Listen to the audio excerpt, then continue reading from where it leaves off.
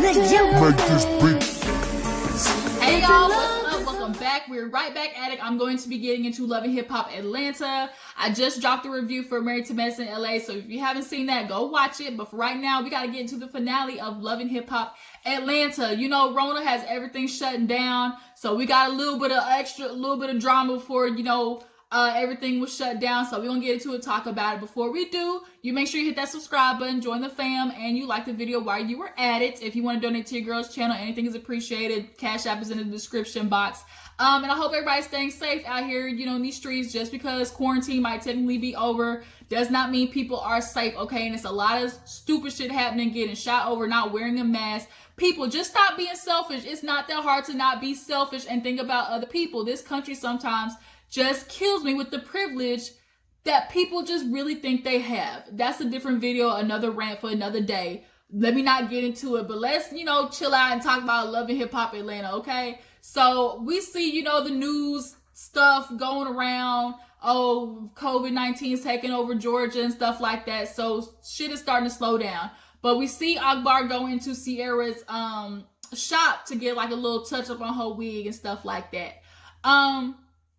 So Sierra wasn't playing. She just like me. I've been wiping shit down, spraying shit down like no joke, okay? She sprayed Akbar down. She said, girl, I ain't getting this corona. So they sit down, start talking, and she's, asking Akbar how she been. She's like, yeah, I'm straight. Obviously since the last night they saw each other, I think that's when Akbar had gotten into a fight. So she's like, I'm sorry I didn't get a chance to make your daughter's birthday party. She's like, girl, it's okay. It was just so much drama anyways. I'm just tired of BK. I can't believe he showed up to my daughter's party and pulled that shit. I can't stand him. And right after that, Sierra had the nerve to sit there and say she was missing Shooter. Like, girl, are you kidding me? What is it about Shooter that has these bitches going cuckoo for Cocoa Puffs? Absolutely loco. He must have the magical peen or can be eating these cookies for days because he has all these women tripping. So she, in a flashback, was talking to Erica Mena, talking about, sometimes I think about it, I think I still love him. He sends me these long text messages talking about, I wish I had done right. I wish I had, loved you like the right way when I had the chance. And it's like, Sierra, now it's starting to make sense why the whole season, she was still kind of doing that. Oh, you still love me. Oh, we can still tell each other we love each other. And now it's starting to make sense. Shooter loves having backup plans. He's one of those niggas who's like, I'm going to have plan A through D through the whole week, okay? And that's Shooter. And Sierra, if he fucked you over the first time, obviously, and you see the way he's doing these other bitches out here, what you mean? You think he obviously not going to do that shit again? And she's like, he, even though he did all that shit, I really feel like I should have gave my family a chance. Like, I miss my family sometimes. Girl, what you think you gonna show your daughter at this moment? You already doing it with Mr. Romero or Romel, whatever that nigga's name is, BK, Beijing Beard. Like, you are picking these men that are treating you like shit, and you got a daughter that is watching that, girl. Sierra, be careful. Like, she's old enough now to realize what the heck is going on. Obviously, it's going to be on their internet. Like, you bitches in Atlanta need to do way better than this. So then they get on the topic of Akbar obviously not coming, having beef with people. And she's like, what is going on with you? Akbar's like, I'm getting the runaround from a place that's trying to give me a deal. Obviously, Akbar, every situation you go into, any label, you're going to get the runaround because nobody wants to deal with your bullshit. Nobody wants to deal with the girl who constantly has to fight. The shit is exhausting. Nobody wants to put up with that. So now Sierra's looking at her like, girl, like, you got to stop. Like, what is going on? Then I hear, about you and light-skinned Keisha on the radio. She wants to go off in this tangent again, like, I rap, I really rap. It's just so exhausting watching other bitches who are less talented than me, make it further and stuff like that. Well, if you so sick of it, how about you work harder? Like, you're a beautiful girl. From what I hear of you, like, you do have bars, but all that is going to be overshadowed if you're constantly going into a party or to a meeting and you're fighting a bitch just because she looked at you out of the corner of her eye. Like, everything does not have to end in a fight. Like, what show was I watching where the therapist, Waka Flocka and Tammy, I was watching the show, and he said it was Marriage Boot Camp. And Dr. Ish said, just because someone brings a fight to you doesn't mean you have to get in the ring. Okay, Akbar, that's what you need to realize. So Sierra is telling her, girl, like, enough is enough. I've heard her music. She's good. I've heard your music. You're good. Like, y'all both can make it. That just pissed Akbar off. See, Sierra, that's what I mean. Y'all be talking to these other bitches. You can't be friends with nobody. I can't stand bitches like that. And Sierra was like, girl, just because you got a problem with her doesn't mean I have to. Like, Akbar, grow the fuck up. That's why you stuck in this situation now. And now she's feeling like frustrated because, oh, you know, she got all her kids and she's trying to do better. Like, I'd make the ultimate sacrifice. She talking about she got custody of all her kids. I'm confused. So you got custody of all your kids, but yet they all sprawled out all over the goddamn globe. Like, Akbar, it's very obvious that you have taken, you know, comfortability and knowing that other people are taking care of your kids. There's not really an amount of urgency with you to try to get your kids back. And that's the problem when you lay it low, spread it wide for a bunch of niggas who tell you a bunch of sweet nothings in your ear. And you keep procreate when you obviously don't need to. Bitch, get your tubes tied. But Sierra told her, look, you want to sit here and come with a fight every single time, but the best revenge is success. Go out there and be in your successful shit. Hating on the next girl ain't gonna make it for you. So speaking of that, we see light skin Keisha talking her nigga Coco Bangle, whatever name that is. But, you know, he's talking to Keisha because they're going to Spice's party. And it's like, we don't want to fight with Akbar. He doesn't want you, light-skinned Keisha, fighting with Akbar. She's like, I'm not. Like, I don't have a problem. She obviously has some internal issues. Everybody is saying the same thing about Akbar, which is, it is obvious she is having internal issues. And her only thing to do is to outburst on people and to fight with people and to find reasons why her life is failing and blaming that on other people. Bitch, you need Iyanla Vanzant immediately. Okay, Akbar, go hit up OWN and tell them to set you up an appointment right now, as of yesterday. So, like Keisha's like, I'm gonna go to the party prepared. She had a dude come up with the wig, but she's like, I'm not gonna do it. Like, I'm not, but if, you know, if the bitch stepped to me wrong, best believe I'm coming in right. I was like, okay, Keisha.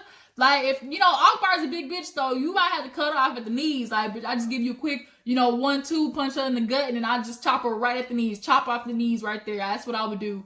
Make that bitch fall. The bigger you are, the taller you are, the harder you fall. So, after that, we see, what did happen after that? I think that was when we go to Spice's, party. She was doing, like, a release for her line. I think it's called Lips and Lace or something like that. Basically, she's doing a makeup and like hair combination. The theme of it was really good. She had, you know, everything on point. Spice has been working really hard. I'm liking Spice, but I'm sorry, Spice.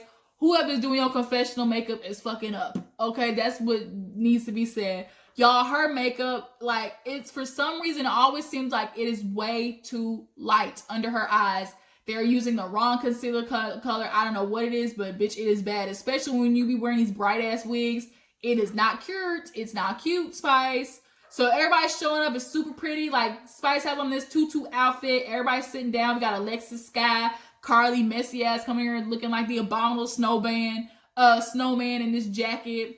So everybody's sitting down catching up, and like Kiyomi is talking to Alexis Sky, like, oh my god, like, I know you, like, we've seen each other a couple of times. She's like, yeah, I've heard about you, you know, Fetty, you know, he told me about you. And Alexis was like, huh? She was like, yeah, you know, we used to talk. And so Akbar and everybody's over there like, wait a minute, bitch, like, y'all used to talk.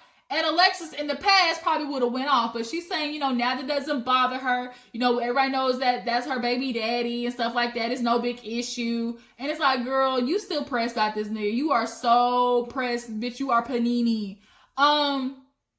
So Alexis Scott was like, yeah, it don't matter. Like, you know, and then Carly, of course, puts her 2 cents in, like, girl, bitch, just like how you know Mo, like, it's not a problem with me. And so now Mimi's looking at them like, okay, what is y'all are good, right? Y'all are straight. And Carly's like, yeah, we good. You know, Alexis told her, look, you know, obviously the common denominator between me and Carly was Mo. Mo obviously has been doing this, you know, scamming situation for a long ass time, getting with females, abusing them, scamming them, and dipping, okay? But Carly definitely was gaslighting this whole event. Somebody needs to pop Carly in the motherfucking botched ass lips that she has. Blow up booty. That's what I'm... Nene said blow up booty, and that's exactly what Carly is. Bitch, you are lopsided in the ass cheeks. Go get that shit fixed. Somebody needs to mollywop Carly in her goddamn face. Like, why do you do so much gaslighting and then be in the background after the shit explodes like you didn't set the shit on fire. So then she's like poking at Alexis, talking about, oh, Mo told me a lot of things about you too. You would be shocked. And she's like, huh? She's like, yeah, he told me that he met you at 16. She's like, no, the fuck he didn't. Like, oh, I'm 16. She talked about her sex trafficking story because Mimi brought up how she was doing self-defense and stuff like that, and she wants to come. So now Carly's like, well, I'm sorry, what kind of victim were you? And it's like, could you be any more insensitive? Like, the fuck? Mimi with her confession, like, Carly has no tact, she has no empathy, like, she does not understand, bitch. You want to be making these scenes for Love and Hip Hop and for TV, but at the end of the day, these are real people's stories that you're poking at. Like, Carly, I wish I could put my hands on you myself. Like, bitch, miss me with that. So then it makes Alexis emotional because she's like, man, don't play with my fucking story. Like, I didn't know that, man. I was 16. I was locked up in the house, held hostage. I didn't know Mo. And then first of all, if Mo, that is true, Mo, what was you doing with 16-year-old Mo? Arkansas Mo, what were you doing with a 16-year-old? And then Carly in her confession talking about, oh, I don't want to poke holes in Alexis' story, but he told me she was voluntarily out there wilding out.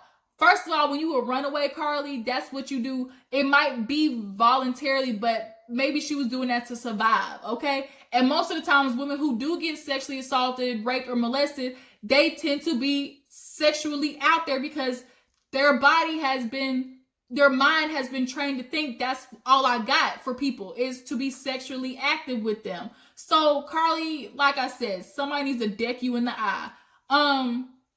So now Alexis Scott goes outside. She's emotional. Carly was being an asshole to somebody go check on Alexis. She's crying. And she like kind of chuckled. And I'm just like, really? Really, my nigga? So then here go Carly again being messy, talking about, Spice came in. And Spice was already pissed off at Carly because she's like, hi, Carly. And Carly didn't want to say nothing. Y'all, Shekinah made me laugh this whole episode with the way she was screaming, I'm mad. She hurt me. But yeah, so here go Carly getting up again, being messy, talking about, we're going to do a reintroduction. Y'all just say hi together, hi to each other, be grown woman about it. She gets up with Spice's, makeup thing. And, she goes over to Shekinah, was like, here she is. And Akbar's like, bitch, I know who she is. She know who I am. We don't fuck with each other. That's point blank, period. And so then Carly's like, see, why you gotta do that? Shekinah's like, girl, what you doing? Like, I don't give a damn about this girl. Like, what are you talking about? And then Akbar throws a drink. And of course, Shekinah gets up to get ready to, I guess, fight. Or Shekinah went off, security came in. And it's like, Akbar, why? Why can't you help yourself? Can you get in a room, not start a fight for one chance in your life? This is why you were in the situation you are in. But people don't want somebody who fights constantly. You are going to be like the Nicki Minaj of the industry where, shit might work in the beginning, but when you do all that messed up stuff behind scenes and you want to fight people and do unnecessary stuff, it's going to catch up with your ass, and it obviously has. So now Shekinah's getting pulled over to the side. She's like, I'm mad. That bitch threw a drink on me. She's like, y'all gonna kick me out. And so Akbar's over there sitting out with her little damn, denim outfit on. And Shekinah gets pulled outside. And as she's getting pulled outside, guess who's walking in? Tokyo Vanity and goddamn light-skinned Keisha. Now, light-skinned Keisha came in a jumpsuit ready to go. Okay, she was TTG.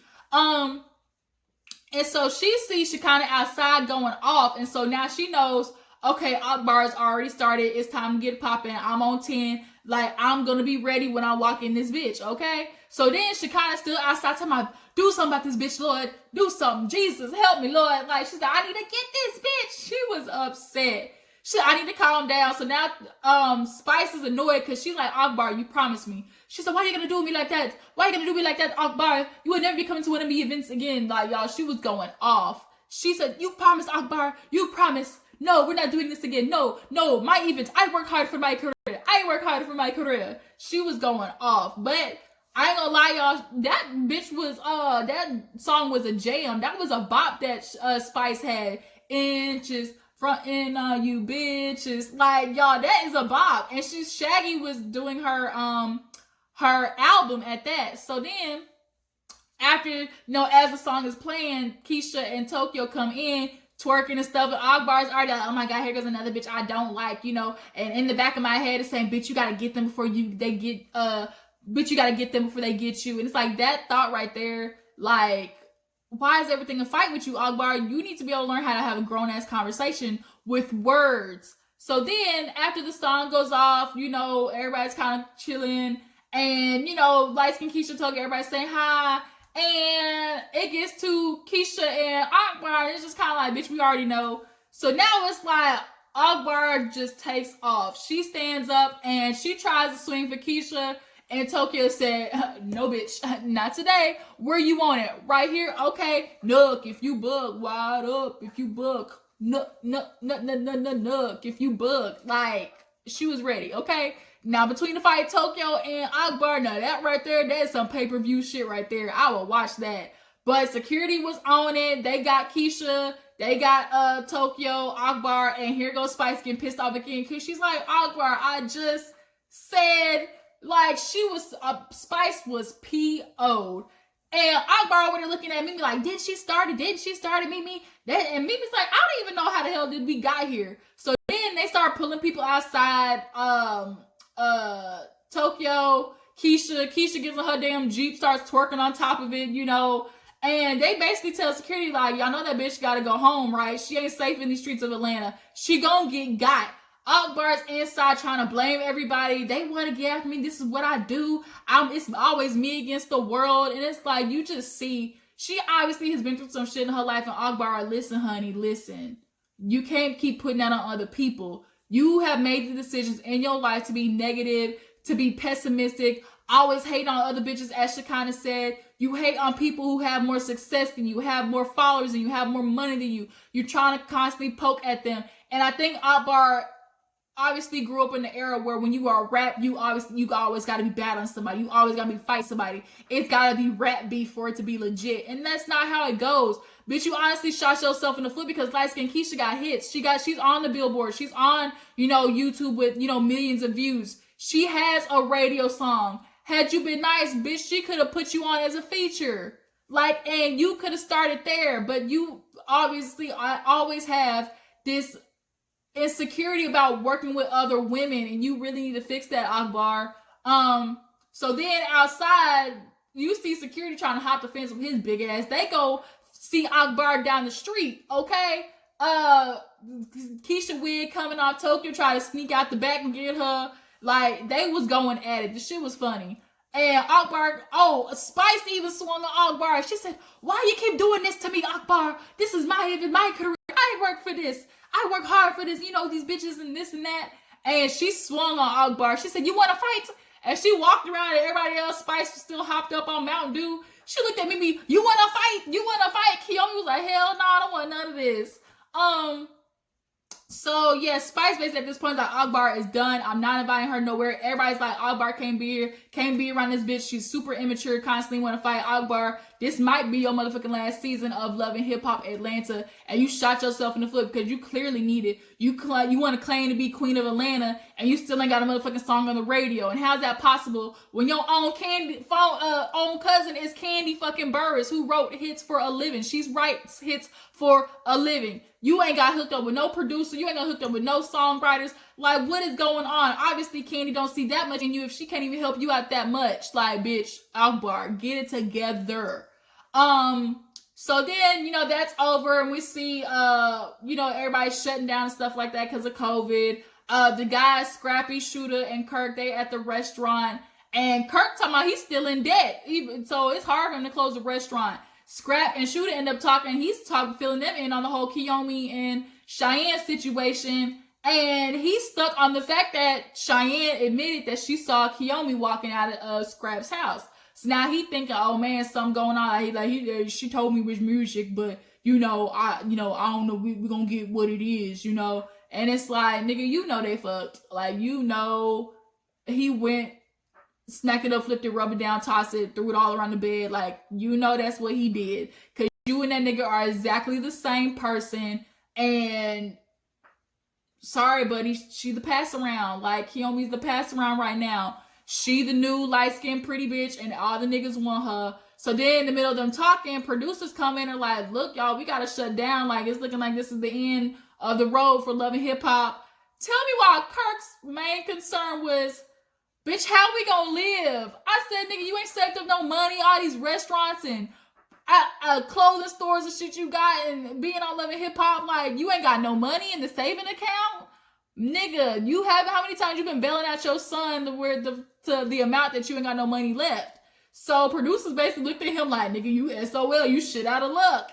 So then we see the end, everybody how they're adjusting to life and stuff like that. And that's just kind of where it ends. You know, they basically tell us Love and Hip Hop is going to be, you know, on freeze right now until everything passes over. And that was it. So that's the season, you guys. You tell me what you think about the season. How do you feel about Akbar fighting these bitches and everything? And do you think Sierra's absolutely crazy for sitting there actually trying to consider getting back with Shooter's ass after he done fucked with her clientele or her assistant right under her nose? Like, girl, you is tripping, okay? I don't know what the hell you smoking, but Sierra, you and your blowfish lips need to pack it up, move it on, find you a new nigga. But I see you still back with BK. Everybody tomorrow you back with BK. Like, girl, you obviously do not love yourself enough, okay? But yeah, that was the season, guys. I appreciate you for tuning in. Hopefully today I'll be able to get into T.I. and Tiny, the review for that. So stay tuned. And I'll catch you guys later. I'll talk to you later. Deuces.